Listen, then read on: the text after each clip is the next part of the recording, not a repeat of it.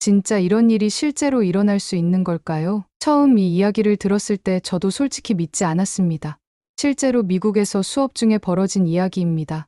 미국 시카고에 있는 세인트 스쿨 수학 시간, 선생님이 칠판에 대학교 수준의 미적분 문제를 적었습니다. 학생들 전부 포기한 채로 가만히 앉아 있었죠. 그런데 그 순간 조용히 손을 든 한 소녀가 있었습니다. 한국에서 전학 온 말도 없고 친구도 거의 없던 그 아이였습니다. 그 소녀가 앞으로 걸어 나갔고 분필을 들고 단 5분 만에 그 문제를 완벽하게 풀어냈습니다. 교실은 정적에 휩싸였습니다. 모두가 할 말을 잃었습니다. 그리고 그날 이후 MIT 수학과 교수가 그 학교를 방문했고 그 아이는 전 세계 교육 관계자들의 관심을 받게 됩니다. 어떤 이들은 한국식 교육의 비밀을 이야기하기 시작했습니다. 어떻게 한국의 공부 방식이 미국의 교실을 놀라게 했는지, 국경을 넘은 사고력과 한 줄의 수식이 세상을 바꾸는 힘에 대한 기록입니다. 그 아이는 평소에 눈에 잘 띄지 않았습니다. 이름은 이지아, 전학 온 지 몇 달밖에 안 된 조용한 아시안 소녀였습니다. 아이들은 처음부터 그녀를 이상하게 생각했습니다. 수업 시간에도 손을 들지 않았고, 시간에도 말을 거의 하지 않았습니다. 처음엔 영어가 불편해서 그런 줄 알았고, 나중엔 아예 신경조차 쓰지 않았습니다. 하지만 시험만 보면 달랐습니다. 모든 과목에서 만점을 받았고, 제일 먼저 시험지를 제출했습니다. 수학 시험에선 한 문제도 틀리지 않았습니다. 교사들 사이에서는 이상하다는 말도 나왔습니다. 풀이 방식이 교과서와는 전혀 달랐고, 논리 흐름이 너무 완벽해서 혹시 인터넷에서 본 건 아닐까 의심도 했습니다.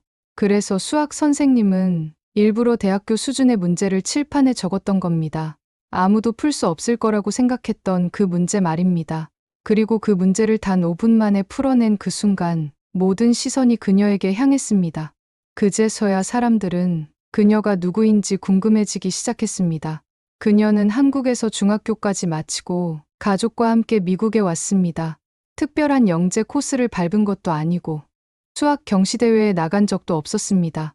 다만 매일 밤 10시까지 학원에서 공부했고 한 문제를 3가지 방법으로 풀어보는 훈련을 2년씩 반복했습니다. 그녀는 한국 교육이 만든 결과물이었습니다. 누군가는 그걸 비정상적인 경쟁이라 말할 수도 있습니다. 하지만 그 끝없는 반복 속에서 그녀는 생각하는 힘을 얻었습니다. 수학을 푸는 기술이 아니라 왜 그래야 하는지 다른 방법은 없는지 그 질문을 스스로에게 던지게 만든 그게 바로 한국 교육의 본질이었습니다. 조용하던 그 아이는 사실 그 어떤 누구보다 단단하게 훈련된 아이였습니다. 그녀는 조용히 칠판 앞까지 걸어 나갔습니다. 손에 분필을 쥐고 한번 깊게 숨을 들이쉬었습니다. 그리고 첫 줄을 쓰기 시작했습니다. 문제를 본 순간 머릿속에서 수십 번 풀었던 구조가 떠올랐습니다. 이건 단순한 적분이 아니라 함수 전환의 문제였고 그 안엔 패턴이 숨어 있었습니다. 분필은 부드럽게 움직였습니다. 한 줄 두 줄 지하는 자신만의 방식으로 그 복잡한 문제를 정리해 나갔습니다. 교실 안 공기가 달라졌습니다. 아이들은 멍하니 칠판을 바라봤고 선생님은 아무 말도 하지 못했습니다. 수식들이 너무도 자연스럽게 이어졌고 그 흐름은 너무나도 낯설고 동시에 정확했습니다. 누구도 본 적 없는 방식 하지만 누구도 틀렸다고 말할 수 없는 완벽한 논리. 딱 5분이 지났을 때 지아는 마지막 수식을 적고 정답의 동그라미를 그렸습니다. 순간 교실은 숨소리조차 멈췄습니다. 누군가는 눈을 비볐고 누군가는 입을 다물지 못했습니다. 그날 교실 앞에 서 있던 그 조용한 아시아 소녀는 미국 교육 현장에서 처음으로 한국이라는 이름으로 기억되기 시작했습니다. 이틀 뒤 학교 교장실로 한 명의 방문객이 찾아왔습니다. 미국 수학계의 권위자, MIT 수학과 로버트 헨슨 교수였습니다. 그는 교장에게 이렇게 말했습니다. 직접 봐야겠습니다. 그날 오후 지아는 아무 설명도 듣지 못한 채 조용히 회의실로 불려갔습니다. 그리고 눈앞에 낯선 중년 남자와 교장 선생님, 수학 선생님이 앉아 있었습니다. 내가 MIT에서 왔습니다. 내가 푼 그 문제 사진으로 봤어요. 대단하더군요. 그런데 한 가지만 확인해 보고 싶습니다.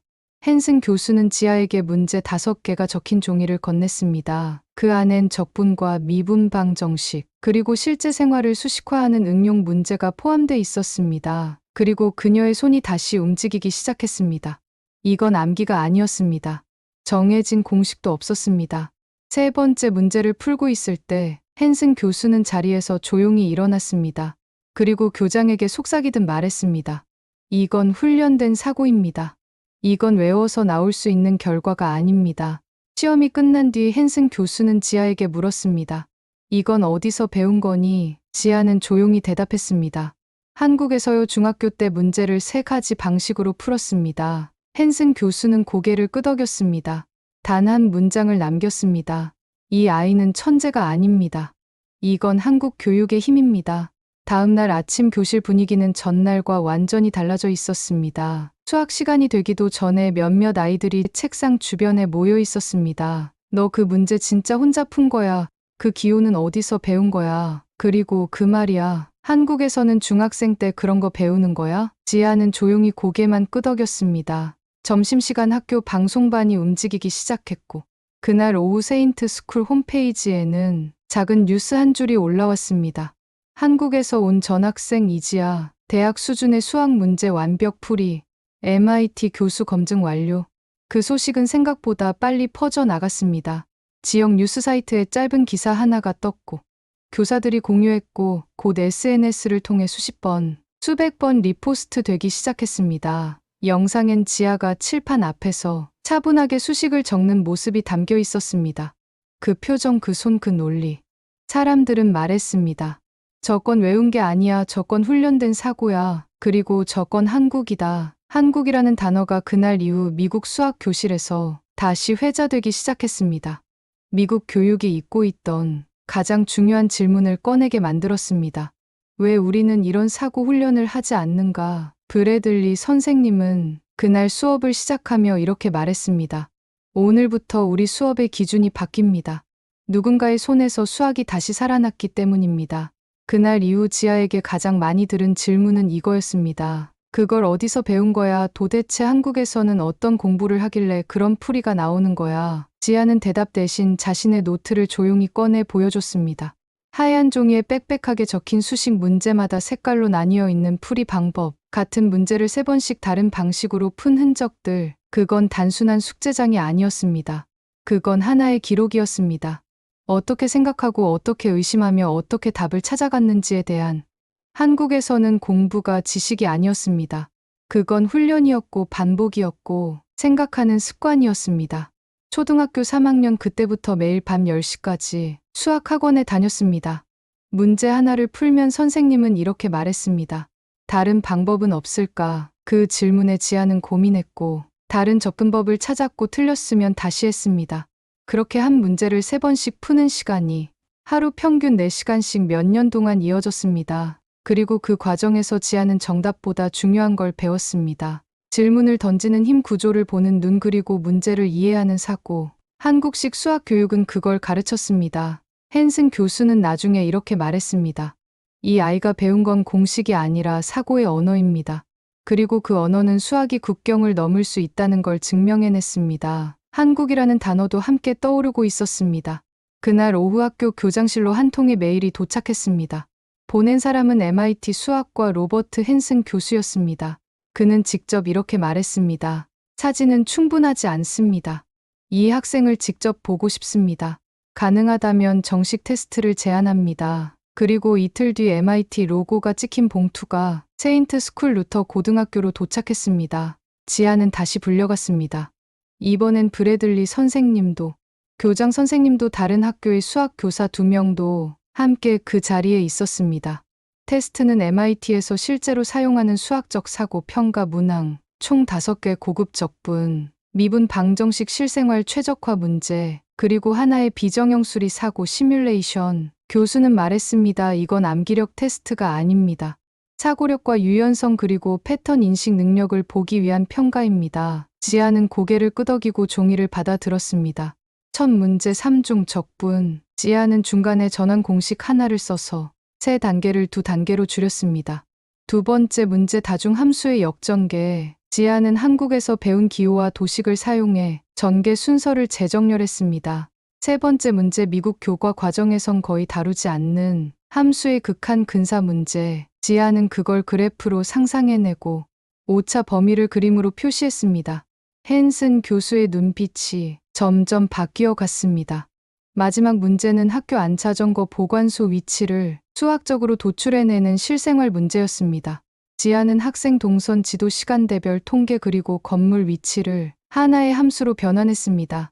그녀의 계산은 놀라울 정도로 정밀했고 논리적으로 끊김이 없었습니다. 모든 풀이가 끝난 뒤 헨슨 교수는 침묵했습니다. 그리고 천천히 고개를 들고 이렇게 말했습니다. 이건 단순한 재능이 아닙니다. 이건 훈련의 결과입니다. 이 학생은 수학을 사고의 언어로 말할 줄 압니다. 그리고 이어 말했습니다. 이건 한국 교육이 만든 겁니다. 다음 날 아침 학교 복도는 평소보다 조용했습니다. 아이들은 속삭였고 누군가는 몰래 핸드폰을 꺼내 무언가를 보여주고 있었습니다. 그 화면에는 한국 소녀, 미국 수학 교실 뒤흔들다 라는 제목의 짧은 뉴스가 떠 있었습니다. MIT 수학과 로버트 헨슨 교수의 말도 인용돼 있었습니다. 이 학생은 단순한 계산 능력을 넘어서 사고력을 언어처럼 구사한다. 이건 한국 교육의 결과다. 기사엔 지아가 칠판 앞에서 문제를 푸는 모습이 사진으로 함께 실렸고 수많은 댓글이 달렸습니다.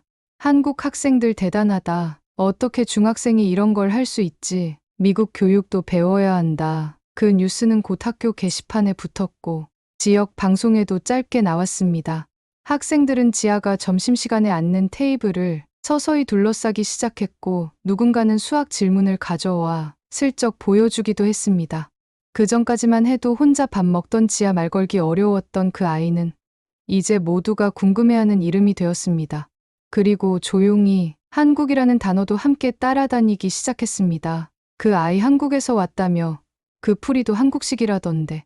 한국에서는 중학교 때 저런 거 배운다지. 브래들리 선생님은 수업을 시작하며 이렇게 말했습니다. 우리는 지금 누군가를 통해 완전히 새로운 학습 방식을 처음 마주한 겁니다. 학교 안 공기 자체가 달라졌습니다. 그전에는 시험 문제 풀 때 틀릴까봐 조용히 넘기던 아이들이 이제는 지아처럼 생각하려 했고 다른 접근을 고민하기 시작했습니다. 그 변화의 중심엔 말없이 손을 들었던 그날의 5분이 있었습니다. 그리고 그 5분을 가능케 한 한국이라는 시간의 밀도가 모두를 움직이고 있었습니다. 영어 수업 시간 그날 주제는 다른 나라의 교육 방식에 대해 발표하는 거였습니다. 선생님이 조심스럽게 저를 바라보셨습니다. 지아 너도 한국에서의 경험을 말해줄 수 있을까? 한순간 교실이 조용해졌습니다. 아이들의 시선이 한꺼번에 제게 쏠렸습니다. 나는 천천히 자리에서 일어났습니다. 처음엔 목소리가 떨렸습니다. 하지만 말을 시작하자 숨겨둔 시간들이 천천히 따라 나왔습니다. 한국에서는 학교 수업이 끝나면 학원에 갑니다. 밤 10시까지요. 초등학교 3학년 때부터 그랬습니다. 문제 하나를 풀면 선생님은 이렇게 말씀하셨습니다. 다른 방법은 없을까? 왜 그렇게 푸는 걸까? 가장 빠르고 정확한 길은 뭐지? 그 질문을 매일 들었습니다. 그리고 그 질문에 답하려고 같은 문제를 3번씩 풀었습니다. 한 문제를 하루에 2시간씩 붙잡기도 했습니다. 틀리면 다시 풀리 방법도 3가지 이상, 그리고 비슷한 유형을 또다시. 그게 한국의 공부였습니다. 그건 단순히 많이 푸는 게 아니라 생각을 훈련하는 방식이었습니다. 나는 그걸 지겨운 줄도 모르고 반복했습니다. 왜냐하면 문제를 정확하게 이해하고 내 힘으로 풀어낼 때 그 쾌감이 정말 특별했으니까요. 아이들의 표정이 바뀌기 시작했습니다. 누군가는 놀란 눈으로, 누군가는 고개를 끄덕이며 제 말을 듣고 있었습니다. 나는 마지막으로 이렇게 말했습니다. 한국에서는 수학이 단순한 과목이 아닙니다. 그건 생각하는 법을 배우는 훈련이고 자신의 한계를 넘어가는 연습입니다. 그 말을 한 뒤 나는 조용히 앉았습니다. 교실은 한동안 조용했습니다. 선생님은 미소를 지으며 말했습니다. 지아 고마워. 오늘 수업은 너 하나로 충분했다. 프로젝트 과제가 나왔습니다. 학교 안에 자전거 보관소를 설치할 건데 가장 효율적인 위치를 수학적으로 도출해보라는 과제였습니다. 선생님은 조용히 제 이름을 불렀습니다. 지아 이번 과제 내가 리더를 맡아볼래? 처음엔 당황했습니다. 말이 빠른 영어도 아직은 익숙하지 않았고 내가 누군가를 가르친다는 건 처음 있는 일이었습니다. 하지만 나는 고개를 끄덕였습니다. 팀이 꾸려졌고 우리는 학교 지도와 학생들의 이동 패턴을 분석하기 시작했습니다. 나는 먼저 문제를 나누었습니다. 동선 시간대 이용 빈도 그리고 물리적 거리, 그 다음 한국에서 하던 대로 각 요소를 수식으로 바꾸고 3가지 방식으로 비교해 보자고 했습니다. 제이슨이 물었습니다. 왜 굳이 3가지 방식으로 풀어? 한 가지만 해도 되잖아. 나는 말했습니다. 한국에서는 답보다 중요한 게 생각하는 방식이에요. 그렇게 우리는 한 문제를 다른 각도에서 계속 풀었습니다. 학생들은 처음엔 어려워했지만 하루 이틀 지나자 서서히 따라오기 시작했습니다. 한 친구가 말했습니다. 이 방식 진짜 신기하다. 문제가 좀 더 선명하게 보이는 느낌이야. 우리는 그래프 이론을 사용해 교차 지점을 찾았고 최소 거리 알고리즘을 적용해 보관소 위치를 도출했습니다. 발표 날 우리는 마지막 팀이었습니다. 내가 처음으로 미국 교실 한복판에서 프레젠테이션을 시작했습니다. 이 문제는 수학으로 말할 수 있는 문제입니다. 우리는 한국식 다중 접근법을 적용해 3가지 해법을 실험했고 그 결과 캠퍼스 북쪽 잔디밭이 가장 효율적이라는 결론에 도달했습니다. 처음으로 나는 미국 교실에서 내가 배운 방식으로 누군가의 생각을 움직일 수 있음을 느꼈습니다. 그날 수업은 평소와 달랐습니다. 브래들리 선생님이 교실 문을 열며 말했습니다. 오늘은 특별 수업이 있습니다. 강사는 박지아 학생입니다. 웅성거림이 터졌습니다. 복도엔 다른 반 학생들까지 자리를 찾고 있었고 뒤쪽에는 교사 몇 분도 앉아 계셨습니다. 나는 칠판 앞에 섰습니다. 그 순간 손끝이 살짝 떨렸지만 눈을 들어 교실을 바라보니 모두가 집중하고 있었습니다. 나는 조용히 분필을 들고 이야기를 시작했습니다. 한국에서는 문제를 풀기 전에 질문부터 합니다. 이 문제 왜 이렇게 생겼을까? 어디서 본 적은 없을까? 다른 방식은 없을까? 그 질문이 한국 수학의 시작입니다. 나는 칠판에 하나의 적분 문제를 적었습니다. 그리고 미국 교과서 방식, 치환 기법 패턴 인식 방식, 3가지 풀이를 나란히 보여줬습니다. 학생들의 눈이 커졌습니다. 같은 문제인데 방식이 다르고 그 중 하나는 계산이 절반으로 줄었습니다. 한 학생이 조용히 말했습니다. 이게 그 한국식 수학인가요? 나는 고개를 끄덕였습니다. 그리고 이어 말했습니다.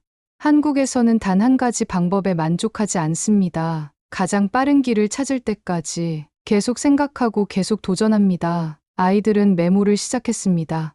누군가는 손을 들고 질문을 던졌고 누군가는 지금껏 수학이 이렇게 재미있던 적이 없었다고 말했습니다. 그날 수업이 끝났을 때 복도는 조용했지만 아이들의 눈빛은 완전히 달라져 있었습니다. 이제 그들에게 수학은 문제가 아니라 질문이 되기 시작한 겁니다. MIT 경시 대회에 참가한 날 나는 처음으로 영어로 적힌 문제지를 받아들었습니다. 그 문장들, 그 수식들, 그 안의 질문들은 조금 낯설었지만 결국 내가 계속 배워온 것과 똑같았습니다. 문제는 늘 생각을 요구했습니다. 그리고 그 생각을 세상에 표현하는 방법은 언제나 제 안에 2가지로 남았습니다. 한국에서 배운 깊이 있는 사고와 미국에서 배운 자유로운 나눔, 이 2가지 언어로 저는 세상을 이해하고 또 연결하게 되었습니다. 수학을 맞추는 게 목적이 아니라 내 생각을 내 방식으로 누군가와 나누는 게 진짜 배움임을 이제 알게 되었습니다. 그날 조용했던 한국 소녀 하나가 미국 교실을 흔든 것처럼 저마다 가진 방식과 마음이 세상의 변화를 만들어낸다고 믿습니다. 작은 불빛 하나가 세상을 따뜻하게 비추는 양초 하나였습니다. 감사합니다.